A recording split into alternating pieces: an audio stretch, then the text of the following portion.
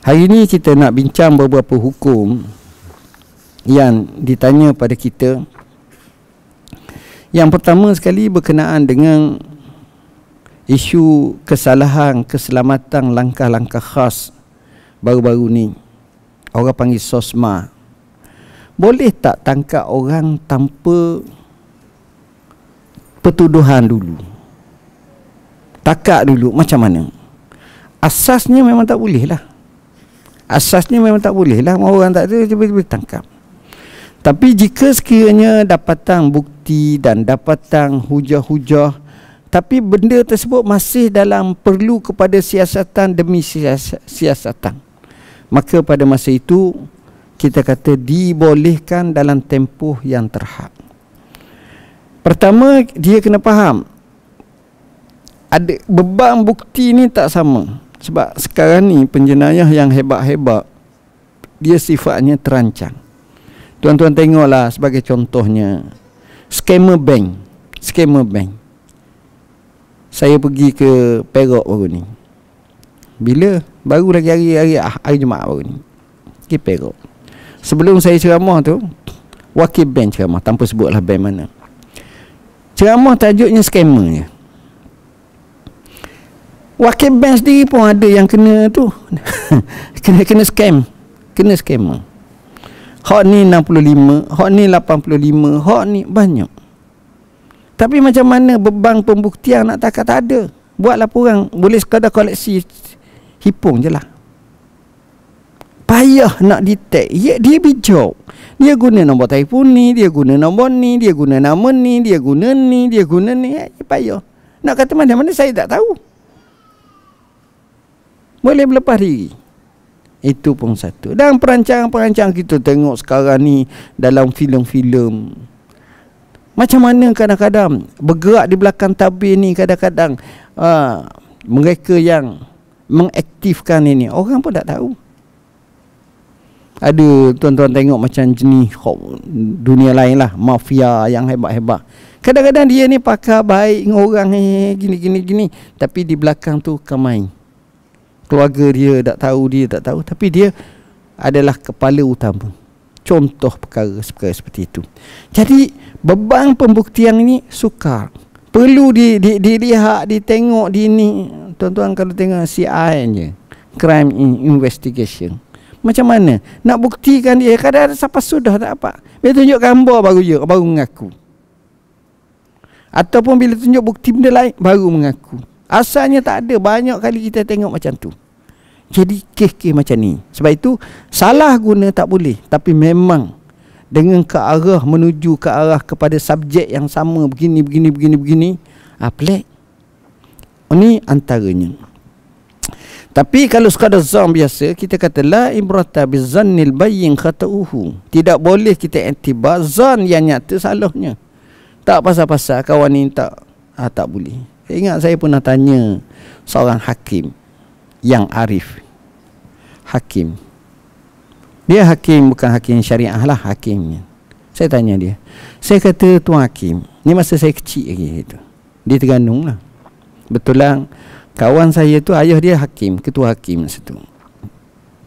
Saya kata, Yang Arif, macam mana jika sekiranya seorang lelaki yang baik, kaki masjid, kaki surau, dan memang kita tahu dia nega hak baik-baik, nega air tebu ke ataupun nega, memang kita tahu dan aktiviti dia tu tidak menjuruskan kejahatan sangat, tak ada apa pun, dan kita tahu dia lepak, dia ni gitu je. Satu hari dia bawa kereta sampai kat roadblock, buka belakang kereta, tengok dadah 4 kilogram. Contoh. Jadi kalau 4 kilogram kita pun tahu 5 gram ke berapa gram atas tu kena hukum mati kan, mandatory. Ni macam mana pula ni? Dia kata hakim, pertama sekali dia akan baca biografi orang ni. Pernah kena takak dok, pernah kaki ni ngedor dadah ke dok, pernah gini dok. Tengok sesa. Tengok tak ada. Dan tengok pula gini. Biasanya boleh dibuat pertimbangan dan dia taklah semudah-mudah mati. Tak macam tu. Dan tengok track record kadang-kadang tak tahu kali. Tapi setengah negeri tak kira, dia kata keldai dadah. Tapi ada bila baca usul benarnya, kadang-kadang ada kaitan. Tapi kalau betul-betul lain. La imrata bizan al-bayyin khata'uhu. Ini kaedah kena ambil. Yang seterusnya kita kena jaga daripada tempat-tempat yang mungkin boleh ditahmah. Ittaqu mawadi'at tuham. Macam mana?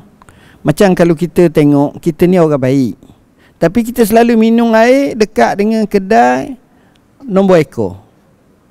Kedai kita duduk minum air, tapi di belakang tu kedai nombor ekor, orang pun ambil gambar. Jadi benda macam tu, orang kata Allah, Haji Mak ni kaki main nombor ekor ke? Haji Ali ni main dia ni, orang ambil dia, ambil gambar. Sekarang ni gambar ditafsirkan, netizen pun kata, tengok tu warung macam mana. Orang ni pun kata bubuh. Allah, macam tak ada tempat lain, orang kata. Betul lah, kopi dia sedap, kopi jatang, kopi janda dia sedap, tapi maknanya tengok, benda-benda macam ni kena jaga. Sebab itu ini dia ambil daripada kaedah Sayyidina Umar, kata man salaka masalikat tuham utuhim. Siapa yang berjalan pada tempat-tempat yang boleh membawa pada tohmah, dia akan ditohmah.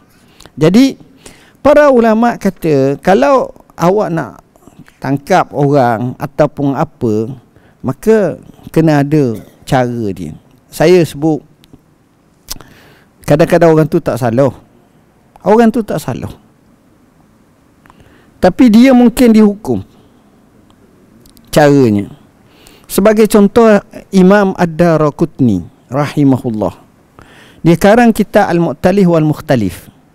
Dalam kitab tersebut, dia cerita zaman Sayyidina Umar jadi khalifah, ada seorang lelaki namanya Nasr ibn Hajjaj. Nasr ibn Hajjaj ini adalah anak kepada Hajjaj bin Alat As-Sulami. Peliknya, dia ni orang yang handsome. Sayyidina Umar satu hari, satu malam, dia berjalan, dia litah ke sebuah rumah jenis kain-kain gitu je rumah. Dia dengar seorang perempuan melantungkan beberapa bait syair. Syairnya berbunyi, hal min sabilin ila khamrin fa ashrabuha au min sabilin ila Nasr ibn Hajjaj. Adakah di sana cara untuk mendapatkan arak bagi aku minum, atau cara aku mendapatkan Nasr ibn Hajjaj? Perempuan-perempuan ni tergila-gila kepada Nasr ibn Hajjaj. Sayyidina Umar ambil nama ni, tanya sahabat-sahabat, siapa Nasr ibn Hajjaj? Tanya, rupa-rupanya dia seorang pemuda yang amat tampang, comel sungguh. Ini tak payah masuk model lah, comel sangat. Bila comel sangat ni, orang tanya kenapa? Sebab dia ada rambut, dia pun rambut dia comel. Maknanya kita kena faham di situ, zaman Nabi, zaman sahabat ni bukan semua pakai serban, siapa tak apa-apa. Kadang-kadang tu dia bojel macam kita ke, ada hak jenis ni semak, rambut dia comel. Jadi wanita gila-gila sangat kat dia. Lalu Sayyidina Umar pun panggil. Bila Sayyidina Umar panggil, Sayyidina Umar kata botak kepala dia. Dia pun berjalan. Selepas botak, makin comel, maco lagi lah kat aku. Orang tengok, oi, comelnya. Jadi wanita ni, wow, lagi hebat. Sayyidina Umar kata tak jadi macam ni. Suruh dia pakai sekebang pula. Dia pun pakai sekebang. Lagi comel pakai sekebang. Lagi comel pakai sekebang. La ilaha illallah, apa? Jadi wanita ni, Sayyidina Umar kata tak ada dah lain. Sayyidina Umar kata, wa la wallazi nafsi biyadi la tujami'uni bi ardin ana biha fa amara lahu bima yuslihuhu wa sayyarahu ilal Basrah.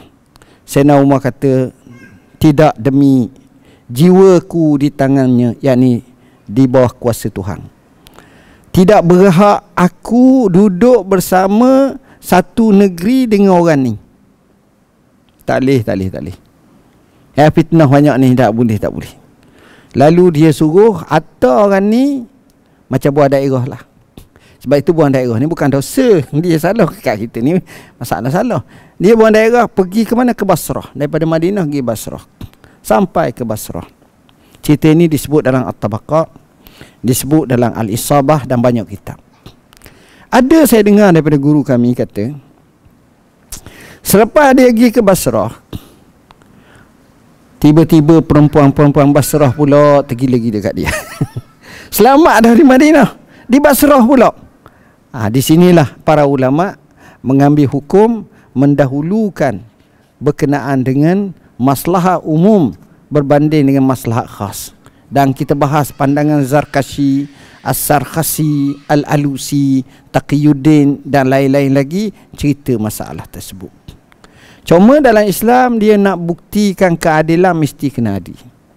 Sebab itu disebut lau yu'tan nas bida'wahum la zahaba dima'u qaumin wa amwaluhum. Kalau semua manusia boleh dakwa, bukti tak ada, maka akan hilanglah darah-darah manusia. Mana banyak yang kena bunuh dan juga harta-harta mereka. Yang ini tak boleh. Jadi apabila kita tengok macam itu, kita tengok para ulama telah khilaf. Nak tahan tu berapa lama? Ada kata Mawardi kata berdasarkan daripada Abu Abdillah Az-Zubairi tak lebih daripada sebulan. Pandangan Abu Hanifah dan penahanan itu tidak melebihi tempoh sehari semalam je. Pandangan pendapat lain pula terletak pada mahkamah yang menentukannya. Pendapat Qadhi Abu Ya'la ketika menjadi hakim tidak boleh melebihi sebulan. Beliau berpendapat kurang daripada 30 hari, maka ia di bawah kebenaran hakim. Sekiranya lebih, maka dia berdasarkan kepada kebenaran khalifah. Sebahagian fuqaha berpendapat dengan pendapat mengatakan bahawa tempoh tahanan adalah satu ijtihad ketua negara. Jadi masalah ini adalah masalah khilafiyah. Jadi kita nyatakan isu ini lebih kepada keperluan untuk mendapatkan bahan pembuktian dan tuduhan-tuduhan. Dan begitu juga inilah yang disebut oleh kebanyakan fuqaha yang bersetuju bahawa pandangan itu sebagai pegangan mereka, iaitu boleh bergantung kepada keadaan suspek itu sendiri dan kesesuaiannya. Wallahu a'lam.